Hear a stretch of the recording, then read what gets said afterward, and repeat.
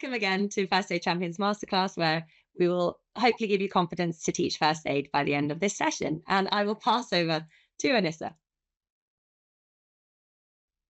Okay, so good evening, everybody. Before we kick things off, I just want to introduce to you a few faces you'll be seeing tonight as panelists. So I'm joined by some of my colleagues here at the British Red Cross. We have Grant Hoyle, who is our Learning and Development Manager at the Community Education team. We have Becky Dawson as Education Content Manager.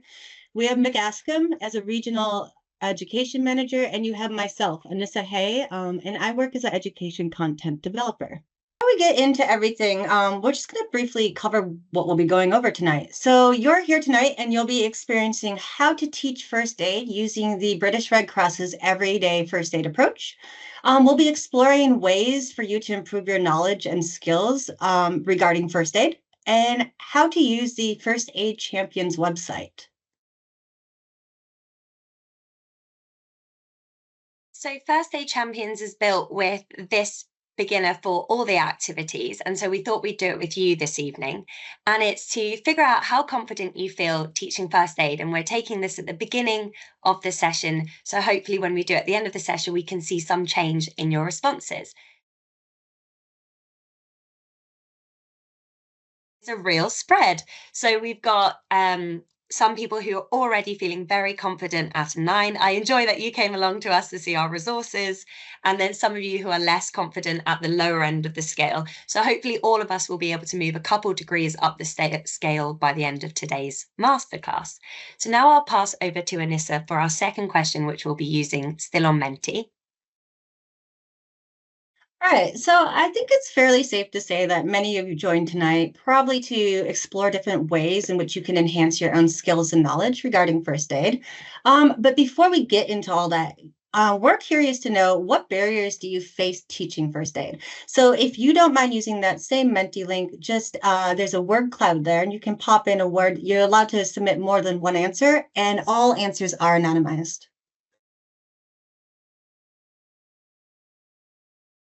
And again, it's the same link that we had before, but we can watch those answers come in on the word cloud, and then we'll pop it to our panelists to see if they can have share any thoughts and feelings on some of those most common barriers that we face. Okay, so as we're waiting for some more of the participant responses, let me take a look at some of the themes that are emerging. So confidence, this is a big one that comes up often. So can I actually put that to you, Grant? Can you talk a little bit about confidence with regards to first aid?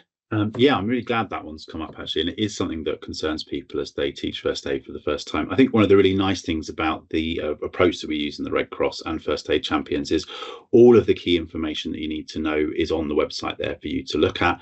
And also, you don't need to have an encyclopedic knowledge of first aid to teach First Aid Champions and to teach first aid using the Red Cross's methods really, really well. So hopefully that, as we explore and kind of look at that a bit today, that will become more clear. But that is very much a key outcome of using First Aid Champions and the British Red Cross approach. So hopefully we'll nail confidence today, just to indicate that's coming up now. Yeah. Great, thank you, Grant. Can we look a little bit about resources? Mick, do you want to talk a little bit about that? Sure, thanks, Anissa. So in terms of resources, when you visit our website and look at First Aid Champions, there are specific resources for primary, specific resources for secondary, as well as a whole host of other first aid resources, which a lot of which you're going to visit tonight. We're going to give you the opportunity to see a lot of that. So fingers crossed, you'll find absolutely everything you'll need really easily through that First Aid Champions website to allow you to teach whichever skill it is you're wanting to teach your students. Great, thank you. And then let's touch on this one that's popped up a few times here. So curriculum time. Becky, would you be able to talk a little bit about that? Yeah, of course. I'm assuming curriculum time is potentially the time given over to teachers to be able to teach first aid. That's how I'm interpreting that. Sorry if that's incorrect. But yeah, I would say that First Aid Champions is designed so you can do it in small bite-sized chunks. So whether that's being able to incorporate first aid through assemblies or doing it in tutorial form times, just squeezing in those 10 minutes of skills, and you can maybe have a first aid week with your young people and learners, potentially do it as a whole school approach of a first aid week and pick a skill to do every morning, or if you're able to mark out some time in the subjects that lend itself well to first aid. So whether that's PSHE, where you can incorporate it into another topic, or even something like PE, where potentially at the beginning of a session, you could learn a first aid skill and then go into the main bulk of the lesson. So there's always ways you can squeeze it in, and First Aid Champions is designed so you can build out 60 minutes of a session, you could build out 90 minutes, or it could be that quick 10 minutes in and out where you can fit it in. The term confidence come up, and we heard the term resources come up, and resources can allude to the learners you want to use the resources with, but it could also mean yourself and your own skills that you want to build. And in this masterclass, we won't sadly have time to go over each of the main first aid emergencies that we provide training for, but we can signal you and signpost you to resources which will help you understand a little bit more about each of the skills and how to perform them. And that's through our British Red Cross First Aid app. If you would like, just now you can use the QR code and it will take you to either the Google Play or the App Store, so you can download it. But within that app is every first aid skill that hopefully you would need in a first aid emergency. Is a completely free app, and it outlines the key actions with videos and demonstrations on how to demonstrate or how to perform those key actions. And then there's quizzes to help you consolidate your learning, and then a really comprehensive frequently asked questions page to help you develop your knowledge of first aid and really work through those small individual questions that you have that we might not be able to answer this evening. So that's a great tool for you to use for your own content knowledge. And I'll just show you what one of those videos looks like. There's two main forms of videos that we have, and you can find them on YouTube as well. Long form videos, which tell you a real life story of someone who's experienced a first aid emergency, and then it breaks down the steps of how to intervene in a first aid emergency and how to help. And this is one of the short-term videos, which or short form videos, I should say, which just goes through the key actions and key steps. So I'll play that for you now. Seizures. If someone's having a seizure, make them safe and prevent injury. Use a blanket or cushion to protect their head. Do not restrain them. After the seizure, help the person to rest on their side, with their head tilted back. Call 999 if necessary. A person needs urgent medical attention if it is their first seizure, the seizure lasts longer than 5 minutes, they have hurt themselves, you are unsure as to the cause of the seizure. Here's a recap.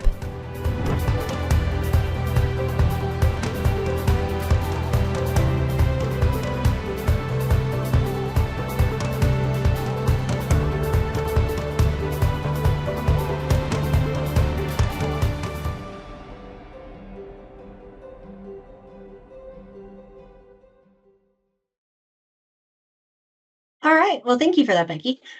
Okay, so we're going to get into what is everyday first aid. So I'm going to put that question to Grant. Grant, can you tell us a little bit about the British Red Cross's approach to everyday first aid? Yes, Anisha, I can. Thank you. That's really great. I'm just going to talk for a couple of minutes and just explain a little bit about what everyday first aid and kind of what the key features are of it, which are going to come up on the slide in a little while. So really the aim of everyday first aid is first aid that people can do. So the point is, what we want is, if anyone's teaching first aid, you want them to be able to help someone in a first aid emergency. And the aim of the everyday approach is that anybody who comes on one of our courses or comes on a course that you might be running will be able to perform first aid at the end of that and be wanting to do that and be able to do it. And the way the approach works is it kind of breaks down first aid into 3 different components, and I'll just briefly talk through each one.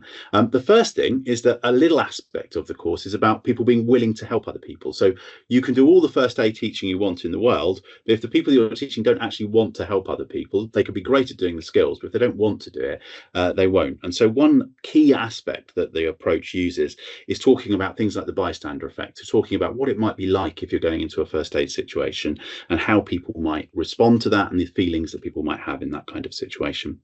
The second key element of everyday first aid is all about giving people the ability to be able to do that. And it does that in a really unique way.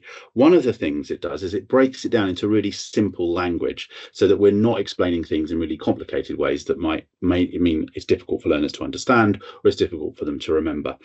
So I'll give you a little example here just to illustrate this. I mean, some of you may have heard of the Heimlich maneuver, and you can imagine if you're teaching that to a group of young people, what you might find is that, one of them asks you how to spell Heimlich, and then you've got a quarter of them focusing on that, and then someone else wants to know who Dr. Heimlich was, and you've got a nice little story. And actually, we've not done any first aid teaching in explaining all of that. So in our everyday approach, we just say abdominal thrusts, or maybe if it were for primary school students, you might say something like a tummy squeeze. And that's really good because that simple language tells the learner exactly what it is that they need to do, and is really simple for them to learn and remember. I just need to squeeze someone's tummy, I need to thrust into their abdomen. So that's one example of how we help people to be able to do it. And the second key strand there is around practicing and giving people a chance to think about what it might be like and have a go at doing it. And often we'll use everyday items for that. So for instance, if you were talking about bleed, learners might know, or they might have already worked out because you've explored it with them, that they need to apply pressure for it to bleed and put some kind of fabric on it or something like that. And in traditional courses, and in fact this was one of the questions that came up, was where can I get bandages from to help my learners to practice? But of course, in real first aid situations, you're unlikely to have a bandage with you, and if you were to run off and kind of get one, the person's going to have lost a lot of blood by the time you get back. So the everyday approach uses everyday items. So it might even be items you've got in a classroom with the young people. It might be that they use their blazer or their scarf or some other piece of fabric they've got around. But also they get the chance to practice doing that, and that builds their ability. So ability is that second key thing that the approach develops. And there's some really useful things about that approach because it means that it's inclusive and accessible for everybody. And I know in advance of this session, one of you asked a question, but what about if I've got some students with dyslexia or specific learning needs, or maybe learning difficulties? Again, by keeping the language really simple and the cognitive load really low on the learners, though it's really accessible for those type of learners that they can learn it. And actually that goes for a lot of other learning needs that people might have. If you've got learners with sensory or physical needs, that practical approach and boiling it down and really reducing it down to the key elements and focusing what the key actions are can make it a lot easier. So again, I'll give you an example to illustrate this. I mean, if I'm teaching what to do if someone can't wake up, they're unresponsive and they are breathing, you may have seen that taught in complicated ways where you've got lots of steps to remember. So again, there's quite a lot to think about there, or maybe I've got to watch and follow a lot of steps, or I've got to listen to a complicated instruction. Whereas our approach would say what you need to do is roll them on their side and tilt their head back, and the learners can physically practice doing that. And by making it simple and focusing on those key actions that will save their lives, it actually makes it a lot easier for lots of different kinds of learners to do that. So if I've got a visual impairment, I don't have to follow a very complex series of actions that someone's performing. Or if I've got a physical disability, actually I can probably still roll someone over and tilt their head back. I'm not so focused on having to use, say, all of my limbs to achieve that, or something like that. And the last area in which it's inclusive is just to come back to that willingness thing. It does enable learners to think a little bit about, maybe from a distance way, what it's like to be in that situation, what might come up for people if they're in a first aid situation. And so to begin to touch on some of their social and emotional needs that might be going on for them. So that's a little bit about that able bit and kind of making sure that people are able to do it. The last key component is confidence. And obviously, if you've done that, if you've kept it simple, it's been easy for people to learn, it's been easy for people to remember, and you've talked about some of the feelings that come up for people while doing first aid, that in itself is going to give people loads of confidence. But there's one other simple aspect of the approach which really helps with confidence, which is about the language that we use. So there are little phrases that you can put into a first aid session that will really boost learners' confidence. Things like doing something's better than doing nothing. That will really help learners to feel, actually, I can give a go and try to help someone here. Or if you're not sure what to do, call 999. And again, that simple little phrases like that, peppered in a couple of times, has been proven to make a big difference to confidence. So in answer to the question, Anisha, what is the everyday first aid all about? It's bringing together those three components. So what we've got is people that are willing to help somebody, people that are able to help somebody, and people that are confident that they can do that in that kind of situation. And I think there's a few bullet points here that just sum up some of the things I touched on in that explanation. Grant just told us a little bit about this everyday first aid approach. So Mick, can I ask you, how does this approach help to teach first aid? Sure, thanks, Anissa. So it helps you because the skills, as Grant's described, they just include a key action and a small amount of supporting info and steps to take. And what that does is, as an educator, it allows you to focus on the activities and method of delivery rather than just delivering lots of information. So it means you have more time to deliver the information in bite-sized chunks. You can really break it down, explore it, and to include a variety of activities. So you could use media, you could use some practical activities, and also repetition. And that variety of activities can help with that repetition. And as we know, that repetition embeds learning. So if we use that example that Grant gave of an unresponsive but breathing casualty, then and I'm sure loads of people on this call, particularly people maybe my generation, you've done a first aid course, you've been taught a recovery position, and you came out of that first day on the course scratching your head thinking, I'm never going to remember all that because there's this step and that step, and I've got to check the pockets, and I've got to remember to take the glasses off and loosen the clothing, and there's all these things that you're trying to remember, and you've got about 20 steps in your head. And actually, when you break that down, the key action for helping someone who's unresponsive and breathing, as Grant described, is let's check that they are breathing by tilting their head back, check that they're breathing, and if they are breathing, let's roll them on the side and tilt their head back. So with that everyday approach, you know that they've only got to remember that key action. And what that does is it means that you can be confident that your students are taking away that most important bit of knowledge, and that'll make the biggest difference in an emergency. So by stripping out all that technical information, it gives you the opportunity to deliver all the information, practice the practical element, revisit the learning, maybe show a film, do a quiz, use that variety of activities to check that understanding. And you can do all that in less time than you probably would have needed to deliver the technical information, never mind the rest of the learning to embed it. So you can be confident that they're going to get that knowledge and only have the knowledge that makes the biggest difference. Once you've delivered that a few times, what you find as an educator, and certainly what we've discovered, particularly people have been doing it for a while, so I've been doing a technical approach and then done an everyday approach, is that you really do notice in your students what they retain compared to when you've done technical first aid and tried to cram it into a short session. As we know, you don't have a lot of time for this.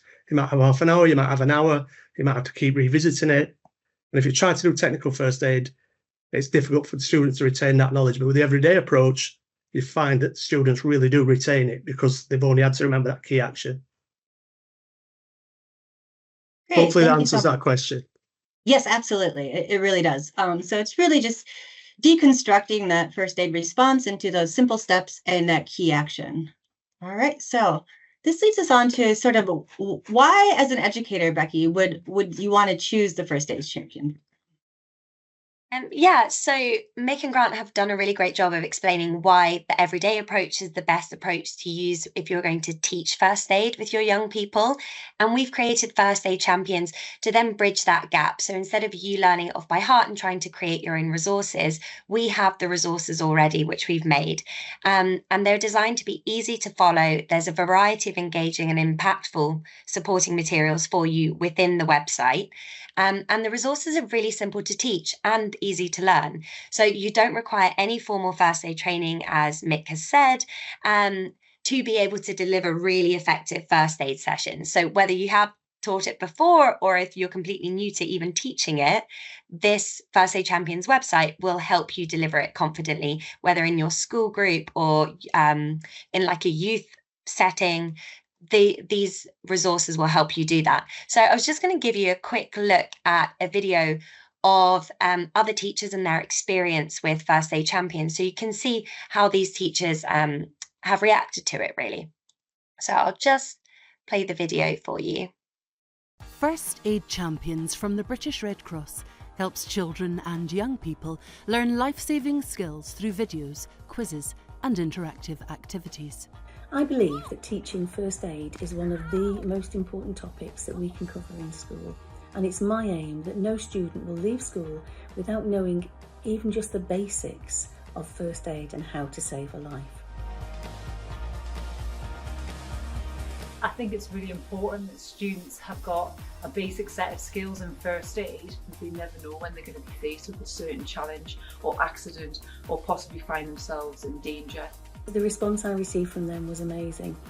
During the lesson, they were all engaged, they found the topics interesting.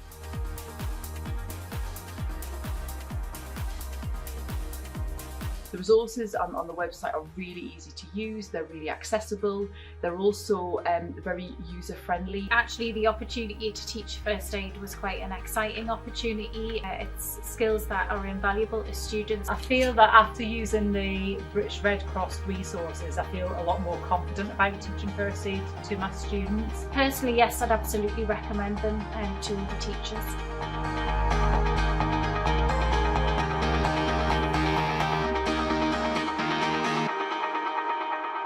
Okay, so hopefully if you did manage to hear the sound of that video, you would have got a bit of an overview of what is within First Aid Champions. But I'm also going to just break it down for you a little as well and how it's structured. So what we have in First Aid Champions is all the learning is broken down into learn, practice, and share. And the learn activities are there to help young people learn exactly how to perform the first aid skills. So this, as has previously been mentioned, is done in simple steps and key actions that they'll need to take. And we have resources which are videos showing you a young person of that age group. So we have the primary section and the secondary section performing those skills. And then we also have picture cards, which can be printed out if you have the resource to do so, or can be shown in a central location. Maybe that's on a PowerPoint for them to see the key actions in action. And then what they do is once they've learnt the skill, they go on to practice it, because we know that's how it will really embed in their memory.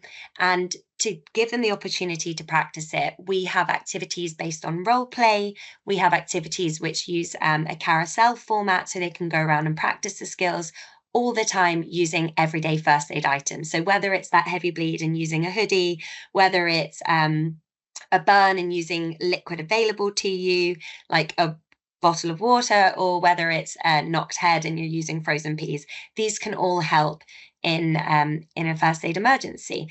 And so it's a great way to use those everyday items, look around the classroom, see what they can implement to help with their first aid emergency situation that they're role playing.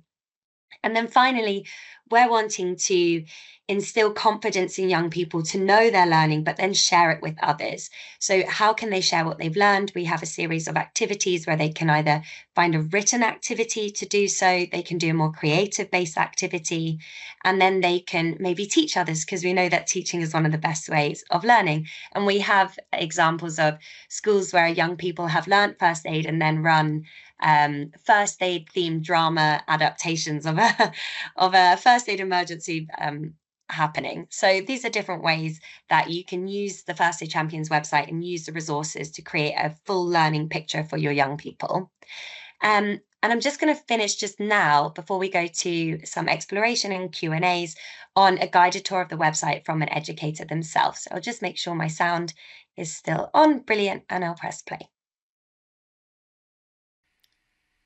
Hi, my name's Laura and I'm an educator, and I'm just going to tell you a little bit about how I've been using the British Red Cross's First Aid Champions website to teach first aid. So the first thing I do is I navigate to the webpage, knowing that there's lots of different resources there that I can use in whatever way I want to. Okay, and the group that I'm looking for first aid for is a lower secondary. So because I know what skill I'm wanting to teach, I just go directly to secondary, first aid skills, and straight into choking. So this is a whole page dedicated to how to teach and learn about helping somebody who's choking. I've got the learning objectives here, which I'd have a look at in advance. And this is a confidence checker. And within this, we've got the checker, which you go through with your learners. And we've got video.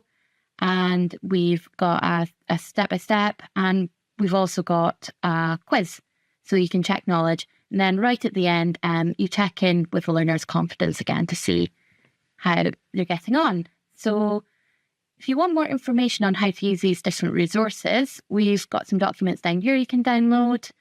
We've also got some practice ones. So just giving you an example of how I might use this in the classroom, I could print off these skill guides, and they've got the key action there, recognising what to do and what steps you take to help somebody. So I can print these off and I can space these around the classroom, divide my learners up into small groups so that they can work together. And then I can start taking them through the confidence checker, asking them how they feel initially about helping someone. They could write that down in the back of their jotter, or they could hold up fingers or something to let me know. And then I would give them the opportunity to practice the skill. So what we have here is a story. So Amina is going to tell you a little bit about her experience, and that takes you into a video. So you can show the learners this video once they've practiced the skills so that they're able to check and see if what they've been practicing is correct.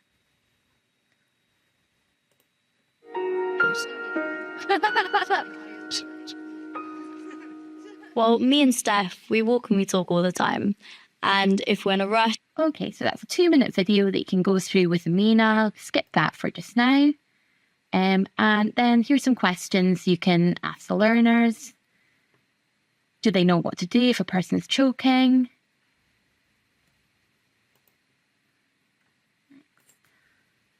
Somebody is choking, where should we give back blows? And they've got an animation there as well to just show you how it works. When you give somebody back blows, what happens in their body? Hitting someone on the back between the shoulder blades creates a swell. Now you can come back round to the confidence checker there, and hopefully you'll find after doing the practice themselves and watching the video, the learners will be feeling a lot more confident. Okay. So we've got step-by-step here, which are the same ones that were in the skills cards that you might have printed out. The supporting information here for the learn activity. There's a role play that you can do to practice. And then there's some share and remember.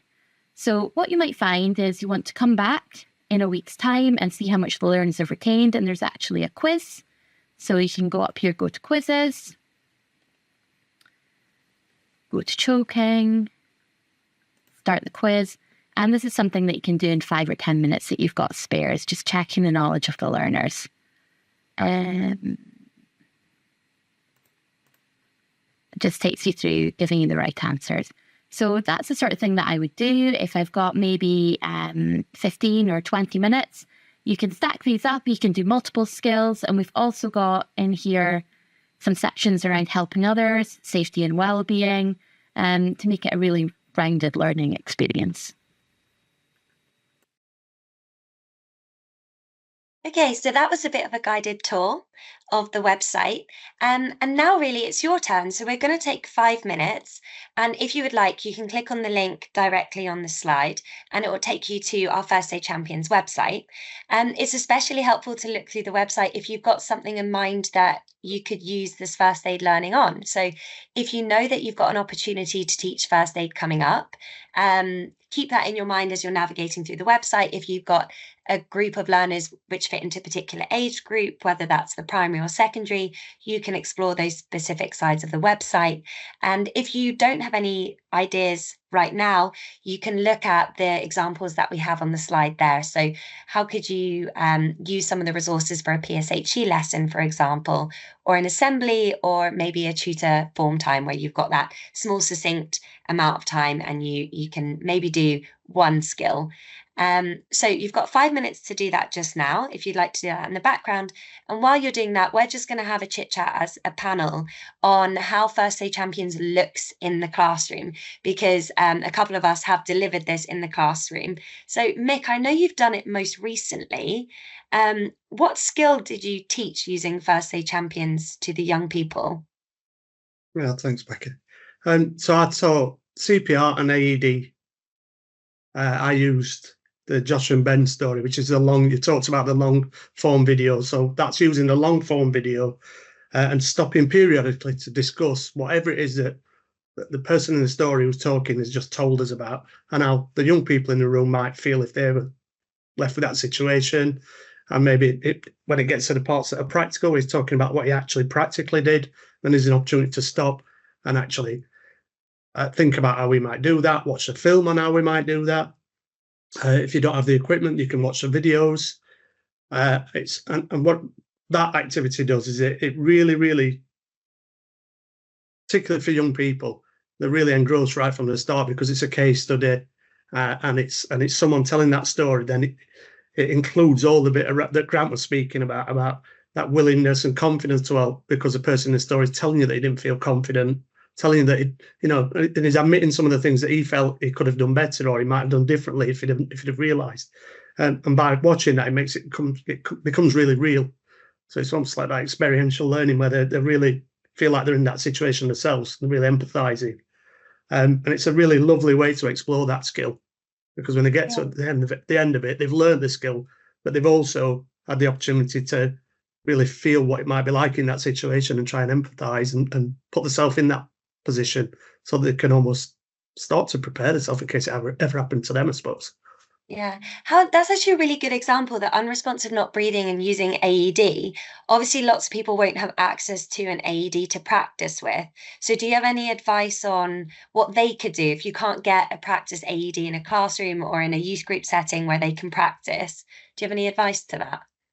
Yeah, if you use the First Aid Champions resource, then when you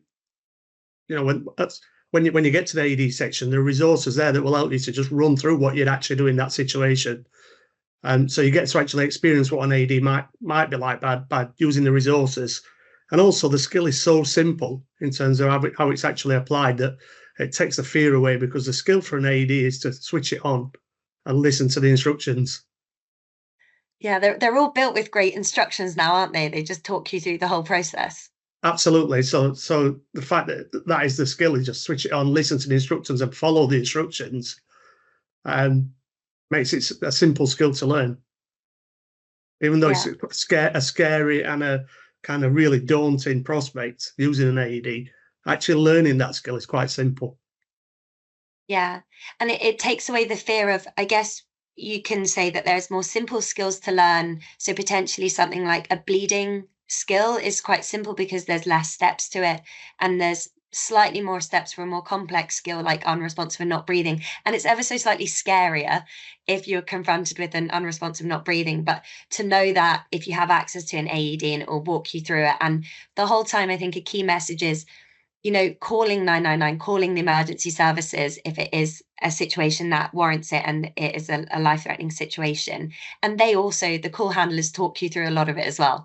So we're just wanting people to have that confidence to step in, or at least if they don't step in, to guide an adult or person around them and guide them through the steps. I think that's a really helpful thing to know with first aid.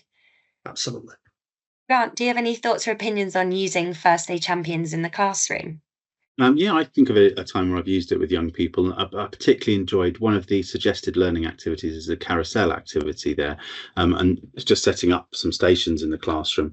And then I didn't even get the young people to move around. Actually, I just used some of the images of the key first aid emergencies. And then again, it's a very low literacy kind of activity. I got them to have a look at the image, work out what was going on, and work out what they'd do to kind of help.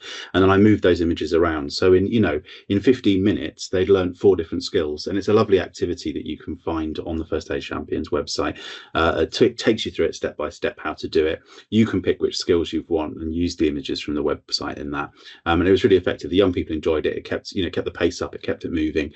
And it's a nice way of them engaging and discussing and developing their own ideas, which were right because the images led them to the right actions.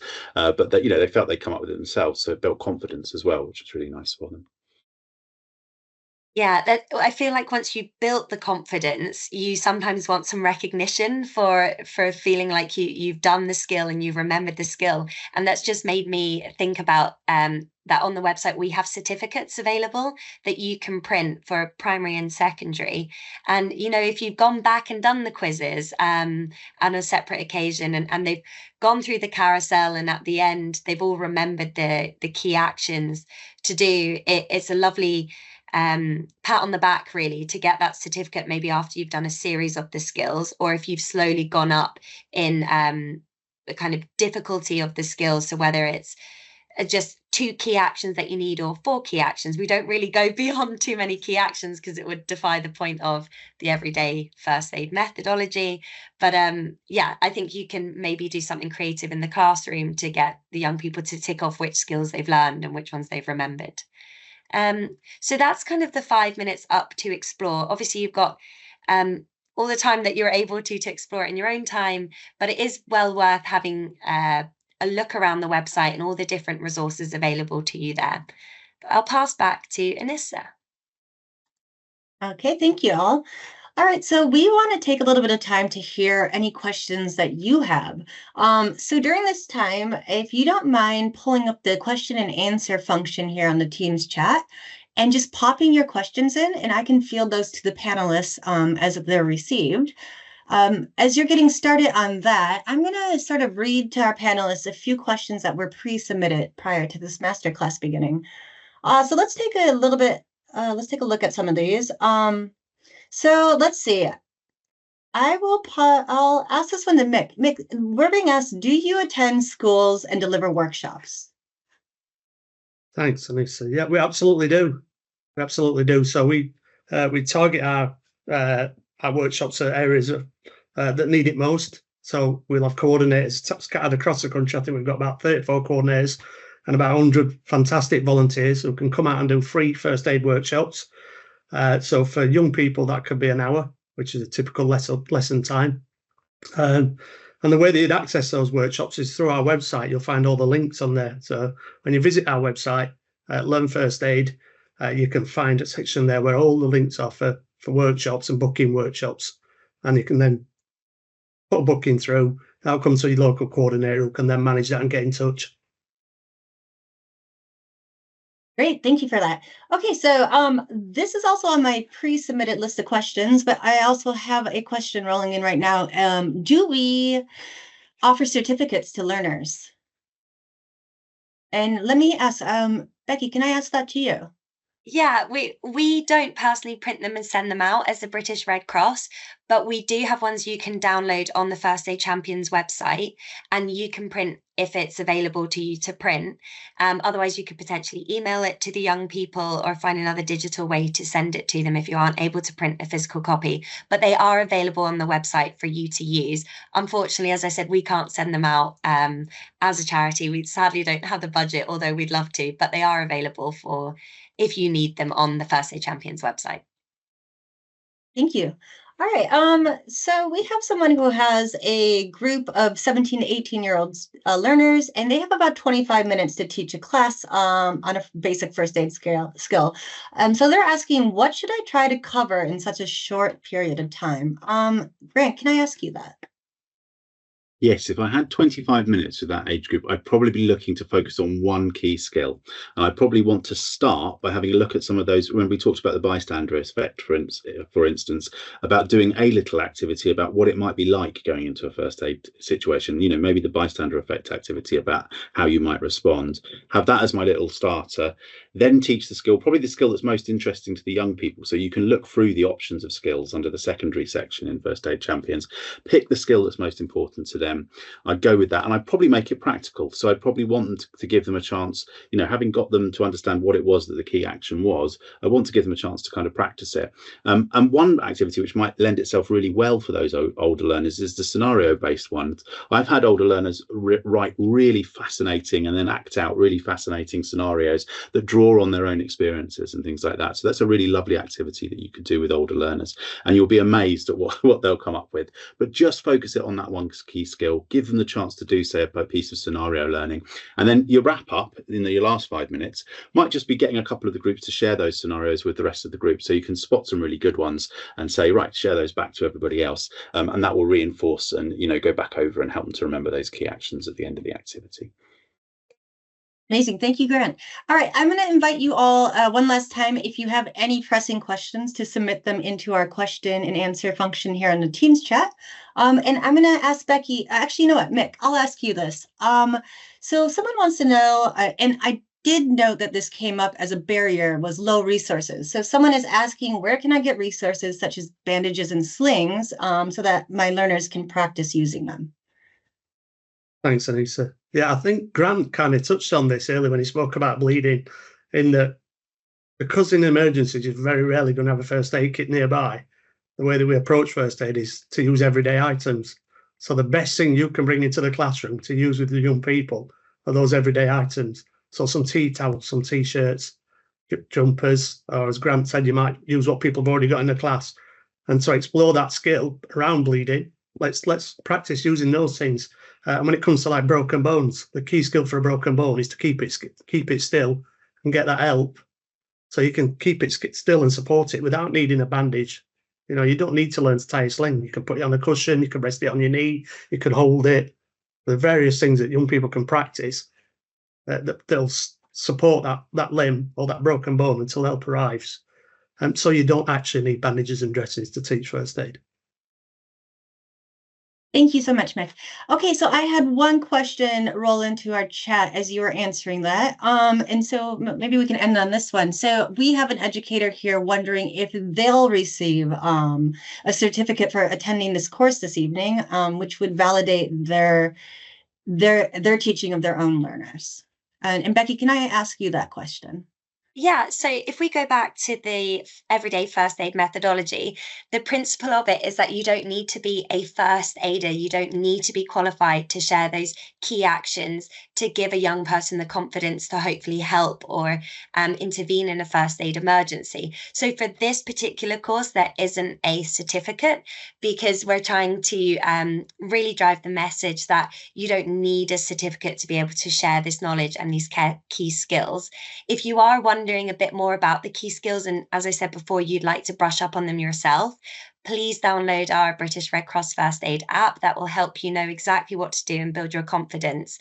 But you can also just facilitate the learning using the First Aid Champions website, because they've been created with clinical advice and with a clinical team. So it is all clinically sound. So you should know and be confident that what you're passing on to the learners is absolutely correct. And you don't need like a title or certificate to be able to do that.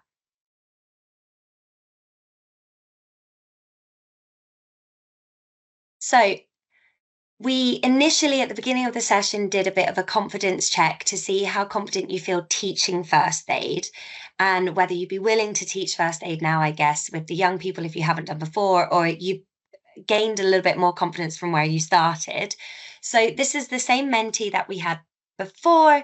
And if you're able to use that same link, if you've got it open, you can go back into the confidence checker and put in where you feel you land now. So just a reminder that 0 is absolutely no confidence at all. And 9 and 10 is I'm feeling very confident to go ahead. And try using First Aid Champions with your young people. Just a reminder, that link is also in the chat. And we can see some of the results coming in, which is very positive for us as masterclass panelists, that you have gained a bit of confidence at least. And we're not seeing anyone below 5 just yet. You can still say below 5, especially if you started on 1. That's still a good learning journey that you've had this evening. So I'll just hold the page open for a couple more moments so we can see any more results coming in. And this is actually a great reflection of what your learners will go through as well. So as we saw in the short video by Laura, at the beginning, it's how confident do you feel delivering a particular first aid skill. So in her example, it was choking. And then at the end, now that they know the key actions, they know it's simple, they've seen a video of it being enacted, and maybe they've done a role play, or maybe they've done a skills carousel, and they come back to it, and then you can see that development of learning. So brilliant. This is very positive for us. We're seeing great results here.